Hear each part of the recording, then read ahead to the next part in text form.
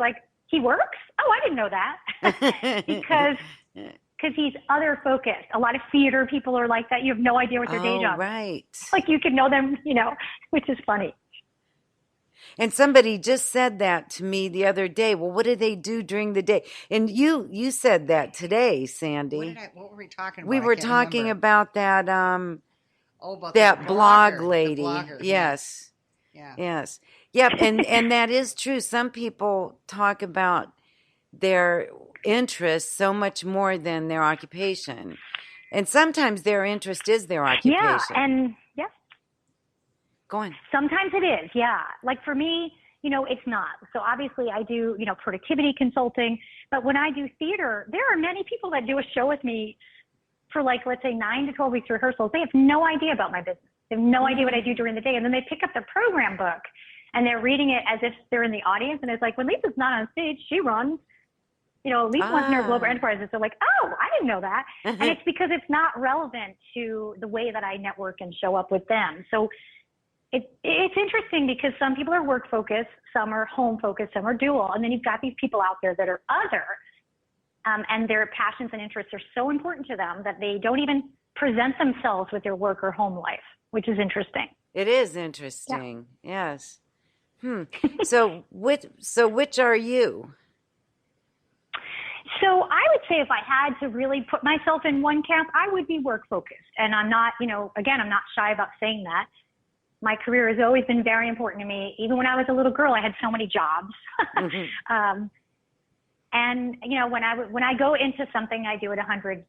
And yet some of my friends and clients, as much as, they know that I run a successful business, would say, oh, but you've got so many hobbies and you've got a great marriage and you adopt these rescue dogs.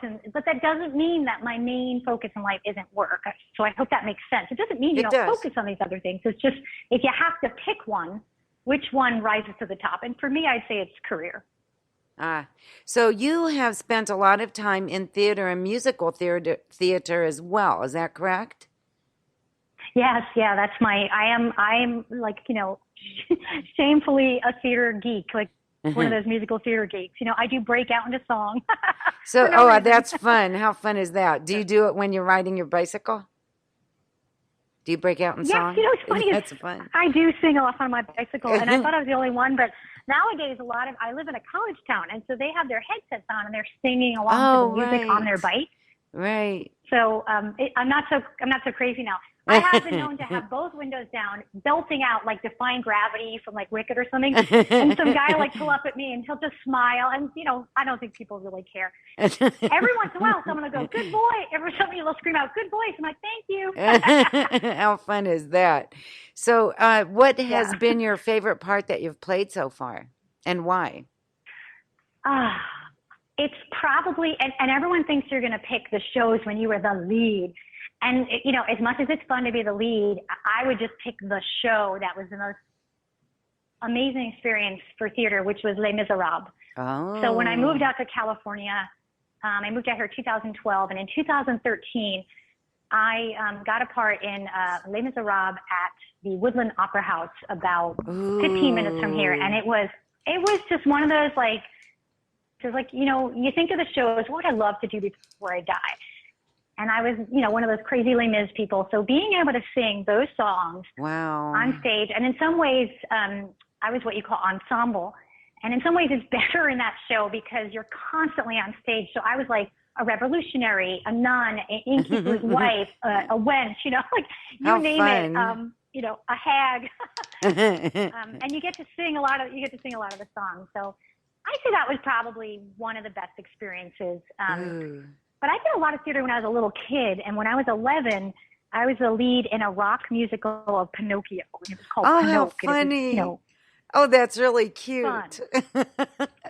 So it was all adults, and then little Lisa, and I was 11, and I got to do it at a professional theater, and then we went on the radio, and we cut an 8-track tape. I mean, it was a long time ago.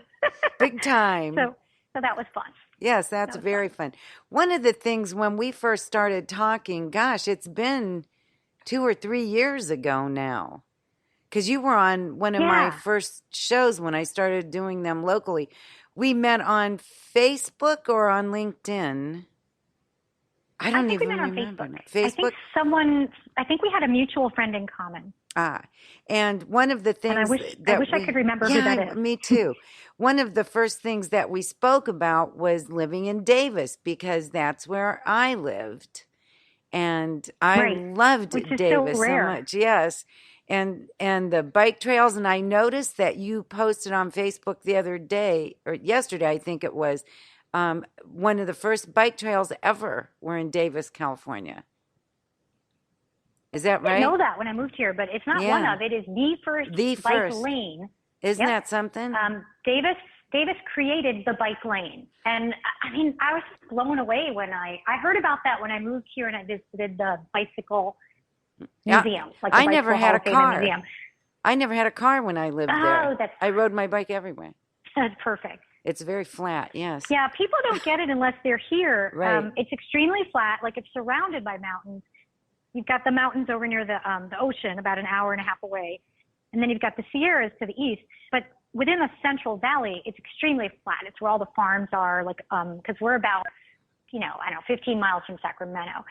And so it's extremely flat, and there's all these bike lanes. And now there are bike trails on the Greenbelt. So, like, students on campus will never go near a car. Like, they don't ever have to go on the main roads. And see, that's so cool. Yeah, it's a pretty unique town. And that's another thing, like, so talking about, I know we're talking about life-work balance, but like with an integration, like it's not unheard of for me to show up for a meeting, like at UC Davis, because I'm speaking for them many times a year. And it's not strange for me to show up for a meeting with my helmet in my hand.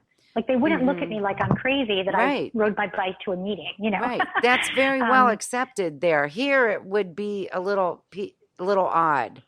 But there it would be nothing. It would be odd. Like in New York, unless you're in New York City, and then it's okay because people tend to, ride a Vespa or a bike in New York City if they want to take their life in their hands, of course. I wouldn't show up in New York City with workout clothes on for a business meeting, Yeah, that's so weird. People would be like, they'd be like, excuse me? But then the other funny thing is this whole concept of crazy busy become like a societal epidemic. I actually was doing a keynote at UC Davis, and I did a whole skit of what a crazy busy day looks like in the life of a woman entrepreneur with children. So I added in the children. Like, here's what it looks like for some of my clients.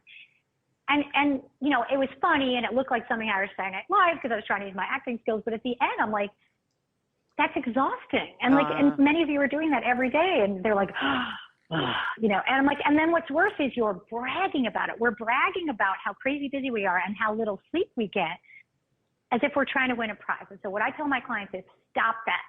When someone's like, oh my God, girl, you're crazy. Be like, I'm so blessed. I have a full schedule of clients. I'm making a living with my business.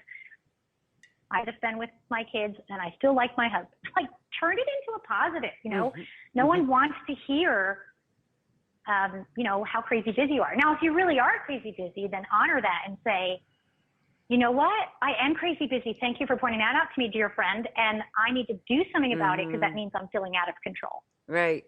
Then it's time to start delegating, right? Then it's time to, delegation is definitely one of them. Or saying no strategically, like not, you don't have to say yes to everything to begin with. Right. And you definitely don't have to, do everything full throttle. Right. Hey, we're going to take a little break. When we come back, I hope you'll give us some words of wisdom. And we'll be wrapping up with Lisa Montanaro, our guest from Davis, California. And we're going to take a little break here. We'll be right back. I can't believe you were.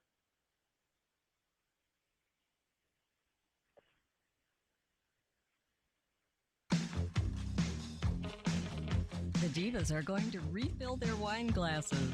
The Divalution show will be right back.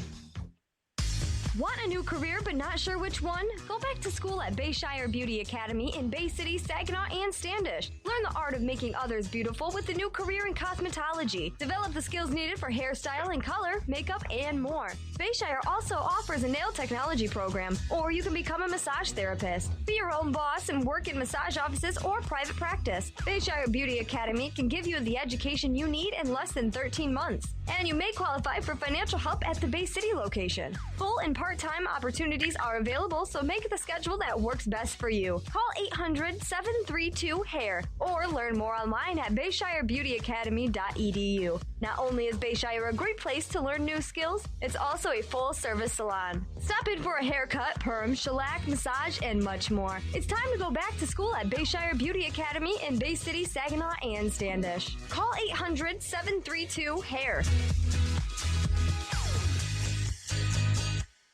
Hey, if you're looking for somebody to be accountable to, hire a new accountant.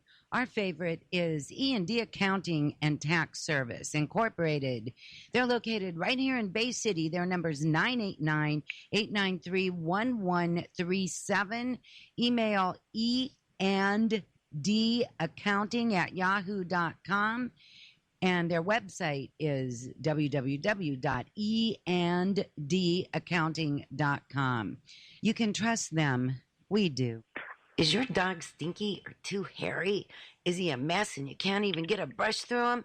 Take him to Rebecca Snyder's Grooming, located at 1113 Marquette Street, right here in Bay City. Her number is 989-545-9946.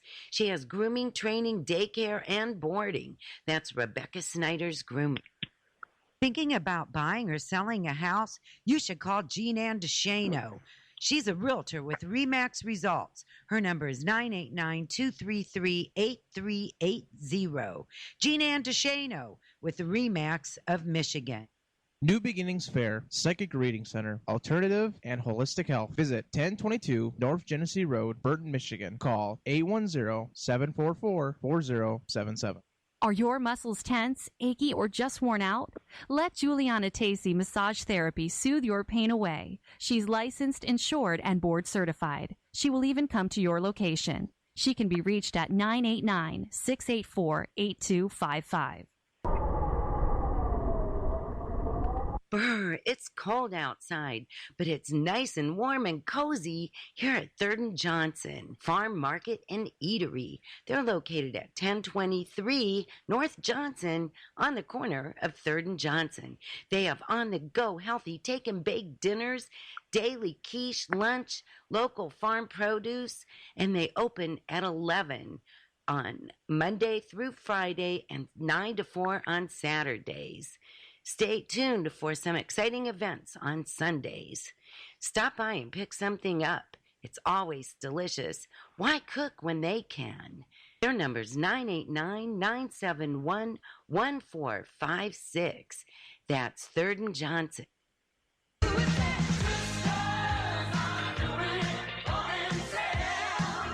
Wine glasses are full. The divas are ready. Now back to the Devolution Show. And we're back with our guest, Lisa Montanaro from Davis, California. She is a New Yorker that has transplanted to Davis because her husband was in veterinary school there. And she is very interesting. She has worn a lot of hats and settled well into entrepreneurship. She has a tagline that I just love. Lisa Montanaro, purpose, passion, productivity. So thank you, Lisa, for being on the show with us this evening and sharing your tidbits of wisdom. And please tell us one more little thing that we can get from you and how to get in touch with you, please. Sure, absolutely. So I think what I'm going to do is give everyone a fun challenge. It's called Wants and Loves. So we tend to make room on our plate for our shoulds and needs, but we don't make enough room for the wants and loves. So I want everyone to think about 5 simple pleasures that you love, and how often do you allow yourself to engage in these simple pleasures, and pull out your calendar and try to make some time to do one of those 5 in the next week, and then, another one of those 5 the next week. And people will say, I can't remember last time I took a bubble bath. I can't remember last time I went to yoga class or read a book. And I can't expect you to do all 5, but, challenge yourself to pop one of those on your calendar every week. Oh, I love that. That's very good. And that's what divas do. We take good care of ourselves, or at least we try to. Yeah, because self-care is not selfish. It's necessary. Right. So, because you can't run a successful business if you're burning out. So remember to take some time and engage in those little simple pleasures. and think about, what are you doing now